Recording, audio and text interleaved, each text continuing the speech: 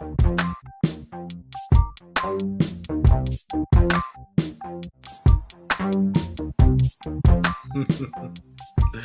is Mr. A on the Double RT Boxing Show, the Ready Talk Boxing Show, where we talk worldwide boxing, the best versus best, the semi versus semi, and the bottom of the ladder versus bottom of the ladder, the top 15. That's what we talk about right here on the Double RT Boxing Show. And this is the post-fight recap between Arsen Goulamirian, the WBA interim cruiserweight champion, to defeating Matt Flanagan. It was a nice performance. It was a nice performance. Flanagan, excuse me. He came out doing basically what we thought he was going to do. Try and move around the ring. Use his speed to pity pat some shots on the harder punching, flat-footed Arsen. Now, saying all that, I do gotta... This is one of the one times... I'm trying to find out where exactly was Flanagan ranked. I think he was number cruiserweight. Where's Flanagan? He was number 10 by the WBA, taking on the interim champion. Now, this is one of the few times I do got to give a lot of credit to Abel Sanchez. You can see Sanchez was really giving him good instructions. You know, he was like, dude, you're hitting him hard as hell, but you're only hitting him one time with the right hand. You know, you're cracking him really good, but he's coming back with like 2 or 3 shots, 4 shots, and it's making your work not look good. You're hitting him hard. We need more shots. We need you to go up and down with the jab, up and down, uppercut up the middle, right hook, uppercut up the middle, left hook. You know, every round he kept telling him what to do. You know, and it was the instructions he needed. As watching the fight develop, Abel was telling him the instructions he needed. I had him winning. I didn't see it as a close round, but I saw what Abel was talking about. It was a potential. Like, you could see Flanagan was throwing a lot of punches, like maybe, but with just the pressure, the ring generalship that Arsen was controlling, the power shots, and the offense, he was throwing enough to win every round to me. But the answer back that Flanagan was throwing back numerous of shots. If you've been in boxing long enough, you could see and understand what Abel was talking about. With crazy judging going on, there's a possibility that this fight could be really close with the way he's answering 3 to your 1. Even though your 1's hard as hell, his 3's like, you know. But it was just from get-go, Flanagan was going around the ring, you know, going his little 1-2 with the rights, going to a body shot, and Arsen just, you know, blocking with the shin, the forearms, hit his ass with a nice right, go with a body shot, and the power shots were just damn, Arsen needs to really, really get behind the jab, you know?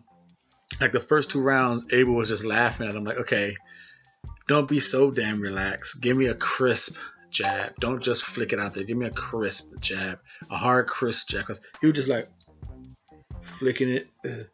He made Abel laugh at him like, dude, what are you doing? You know, hard jabs, and he needs a little more for the power he has. He was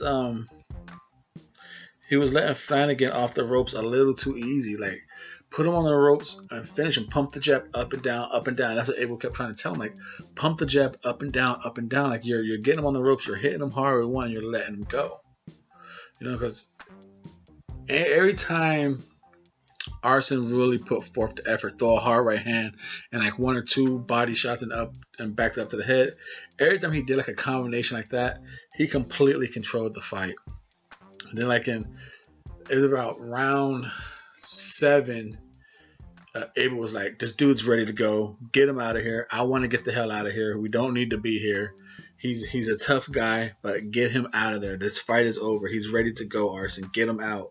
You know, jab here, jab below. Jab here, jab below. Uppercut, then hit him low to the body, back up top. You're throwing 1 punch. We need 2s and 3s. We need 2s and 3, Arsen. Sure enough, round 9 came on. He came with a nice little flurry. 2 straights down the middle. Boom. Fucking Flanagan fell. He got up got him. Got punched back to the corner with a nice little up down flurry. He fell again.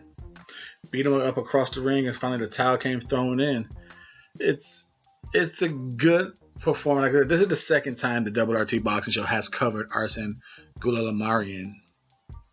So we're getting a little more familiar with him, and considering the 2 fights we covered and the research fights we put on for those 2 fights, he's definitely coming along the right way. Now, like I said, I believe he is. Forgot his actual record, but I think he's like 25-0 now. So we'll see. But he's an interim WBO cruiserweight champion, so he ain't got much to really experiment with. He's sink or swim town now. He's in the mix. It's only going to get tougher and tougher for him. But this was a nice title defense. This is what Jamal Charlo should be doing at 160 as a WBC interim champion. He should be defending that belt, not just sitting there waiting for a shot. If you can't get the shot of the champion, defend that belt like Arsen Goulamirian has. This is the RT Boxing Show. A good performance by Arsen Goulamirian, the interim champion, the WBA interim cruiserweight champion. He's putting the punches together. He's working a little more behind his jab. His ring cut off. He's cutting off the ring a little better. He's improving, but he's still very raw. And movement and volume punching could beat this guy. But it's good improvements.